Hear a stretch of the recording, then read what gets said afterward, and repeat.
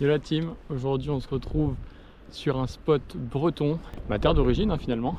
Comme vous voyez, grand soleil cet après-midi. Bon du coup ça va faire que la lumière va être très dure, pas du tout atténuée par la présence de nuages, etc. Donc va falloir que je gère mon exposition assez bien si je veux pas avoir des images trop dégueulasses. Voilà, alors ce que je cherche aujourd'hui, c'est du phoque gris, 2 si je peux du fou de bassan et 3 de la sterne, sterne Pierre Garin et sterne Kojek je crois. Voilà, c'est un spot où j'ai l'habitude d'aller, je suis allé déjà 3-4 fois et à chaque fois j'ai eu des très bons résultats. C'est un spot encore assez sauvage même s'il y a pas mal de monde qui s'y rend.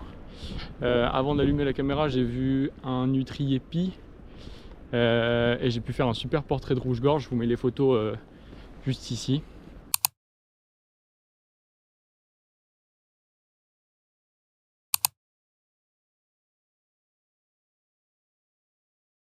Toutes les photos que je juge assez pertinentes. Alors attendez, il y a un truc dans l'arbre là-bas. Ah, c'est une griffe musicienne.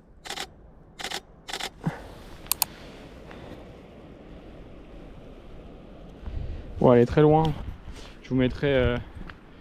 Bon, c'est pas une photo que je publierai, mais je vous mettrai l'observation. Donc ouais, ce que je disais, toutes les photos que je juge dignes d'être publiées seront publiées sur mon compte Instagram. Voilà, donc sur ce, on est en train de longer la falaise. Donc c'est ce genre d'environnement là qu'on recherche un peu pour le phoque. Des falaises qui peuvent tomber à pic dans l'eau et donc favoriser le upwelling. Alors pour ceux qui ne savent pas ce que c'est un upwelling, c'est le fait que les courants marins tapent contre les falaises et donc les nutriments qui sont en profondeur remontent à la surface. Et ça va être super bénéf pour les mammifères marins, donc tout ce qui est les baleines, les phoques. Parce qu'en gros, si les nutriments remontent, eux ils n'ont pas besoin de descendre trop bas pour aller se nourrir. Et donc ils ont besoin de retenir leur souffle moins longtemps tout simplement. Et à mon avis, il y a un peu de upwelling au niveau de là où je suis. Ce qui pourrait expliquer la présence de phoques.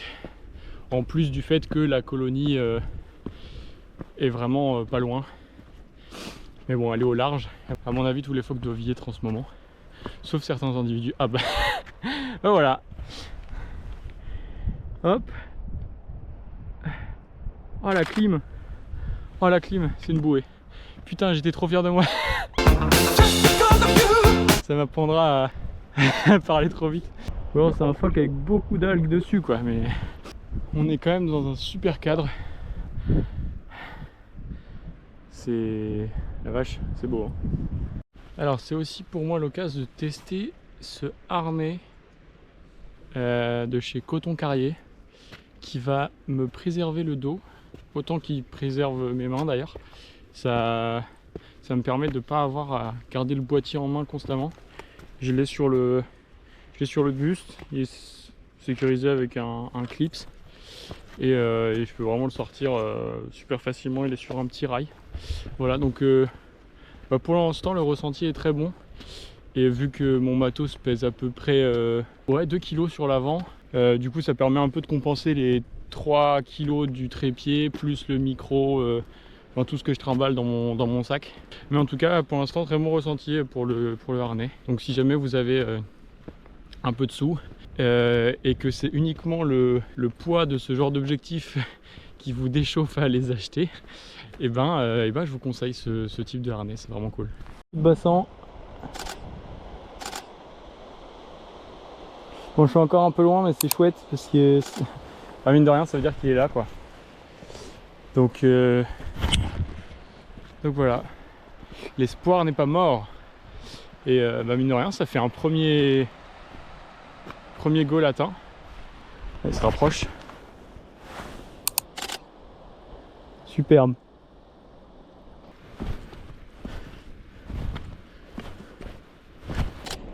Allez, il s'approche. Trop bien.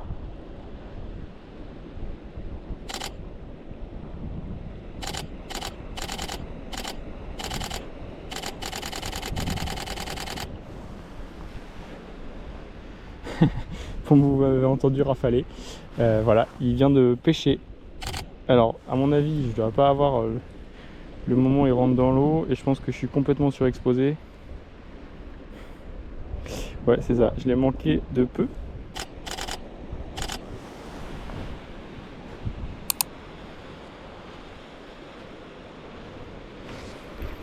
Donc là ce qui est important dans ce genre de situation c'est d'étudier un peu le pattern de vol de l'oiseau. Parce qu'en fait il va constamment répéter le même circuit. Donc essayer de se mettre au niveau de là où il pourrait être le plus proche de la côte. Là il se rapproche encore. En fait ouais, c'est ça, il fait tout le temps la même boucle. Donc là je suis pas mal.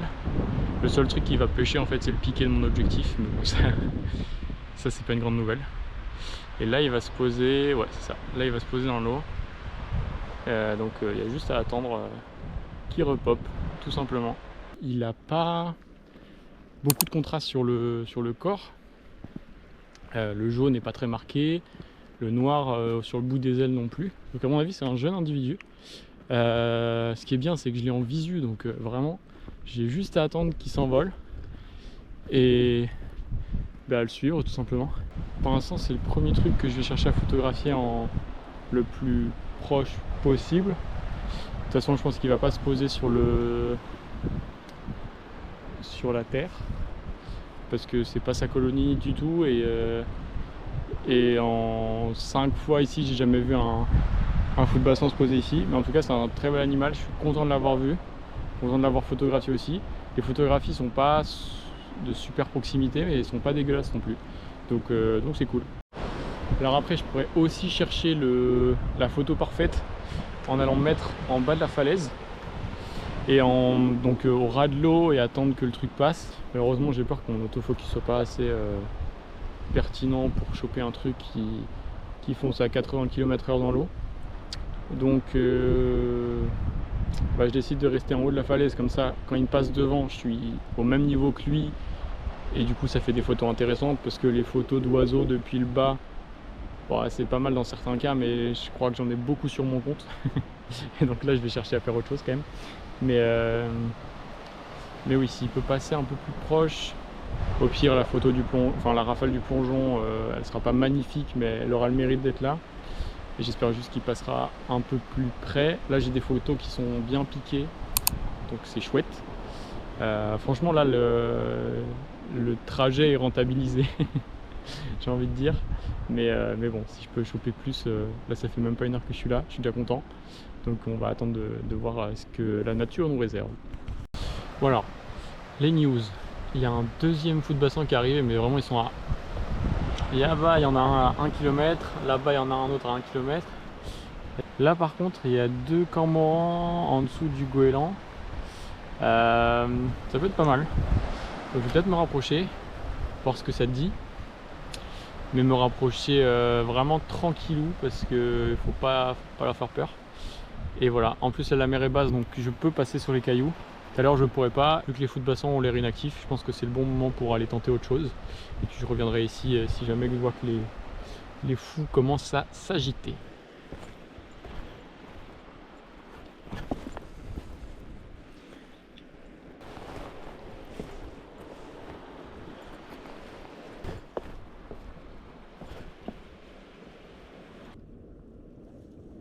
Elles sont juste là. J'essaie de me rapprocher un peu. Ça me fait remarquer, si je vois qu'il commence à être stressé, je m'arrête. J'irai pas plus loin.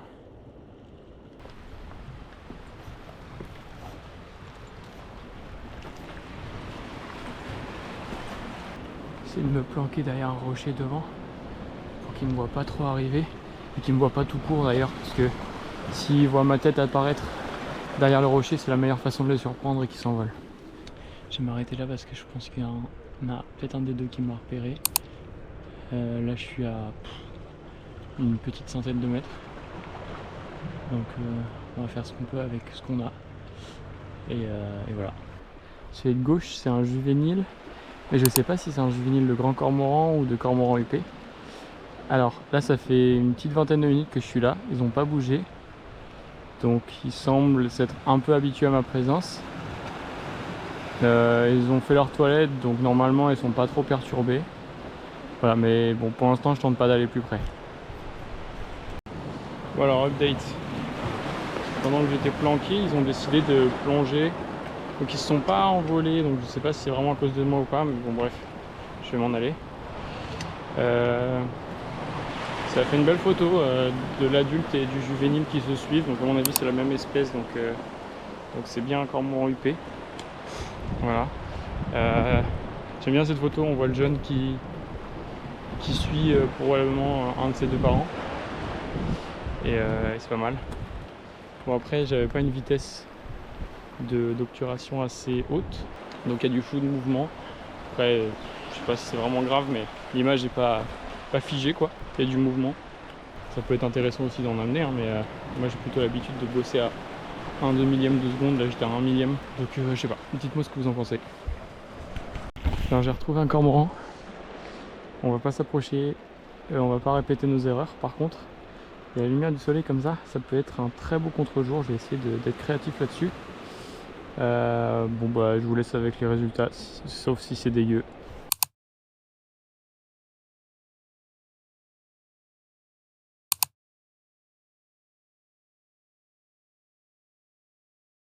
On va aller faire le tour de la presqu'île. Ça m'est déjà arrivé de voir des trucs chouettes dans ce coin-là, donc on croise les doigts toujours. Je suis particulièrement aux aguets au niveau des phoques. J'essaie de repérer des petites boules noires qui sortent de l'eau. Voilà. Mais je trouve que la lumière est pas assez tamisée, comme ce que je disais tout à l'heure, pour donner un effet un peu badass, genre le phoque dans la tempête, la petite tête au milieu des grosses vagues et tout. Donc je sais pas, va falloir faire avec. Mais en tout cas pour l'instant on n'a pas de phoque, donc je sais pas pourquoi je m'emballe. En tout cas c'est vraiment dans ce genre d'environnement que ce genre de harnais est très pratique, parce que je suis constamment amené à attraper les pierres pour essayer de pas me péter la gueule dans les rochers. Donc avoir les deux mains de libre, bon là en l'occurrence une, mais c'est vraiment pratique. Alors là il y a des goélands là-bas, j'essaie d'avoir un contre-jour sur eux. Le seul truc c'est que c'est pas accessible en fait à part par les cailloux. Donc je vais essayer d'y aller via les cailloux. Alors bon, le goéland à contre-jour, j'en suis pas plus convaincu que ça. Par contre c'était marrant, il y avait 3 goélands. Bon, deux qui se chamaillaient pour ce qui me semble être un bout de nourriture, mais j'en sais rien. Il y en a un qui était autour en mode baston, baston, et gueulait de tout ce qu'il pouvait. Du coup, bah, il y a certaines photos, je suis pas sûr que la mise au point soit vraiment bien. Après, l'ambiance de la scène en elle-même est cool. Voilà, mais bon, c'est pas ce genre de cliché que je vais imprimer, quoi. Mais j'aime bien. Voilà, vous me direz ce que vous en pensez, c'est pareil.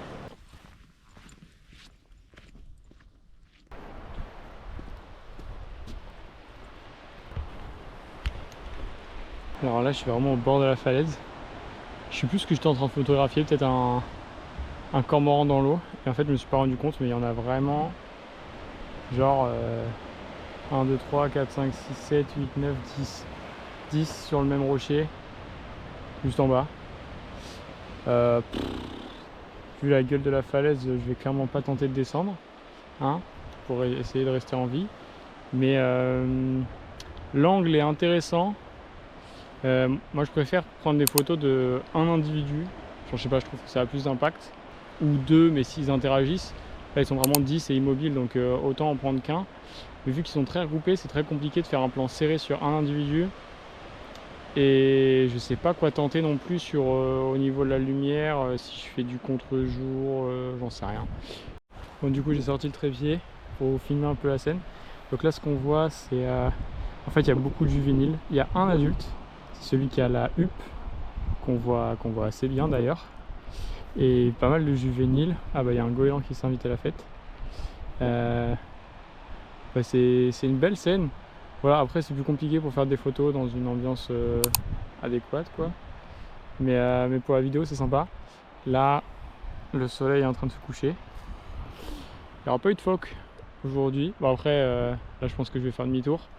Rien n'exclut une venue surprise, mais je suis quand même super content de ce que j'ai réussi à avoir aujourd'hui en même pas 3 heures de temps, franchement.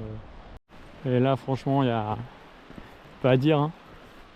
C'est beau quoi, tout simplement. super beau. Il y a un petit pêcheur là-bas, il se régale. C'est... ouais, j'ai pas les mots, je suis content d'être breton.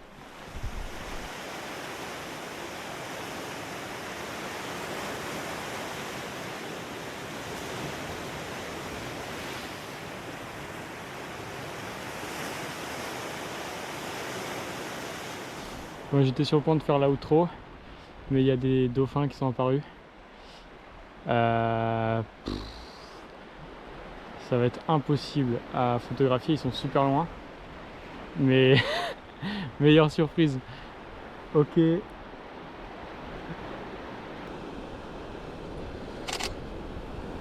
Ah, ils sortent vite. Ces salauds.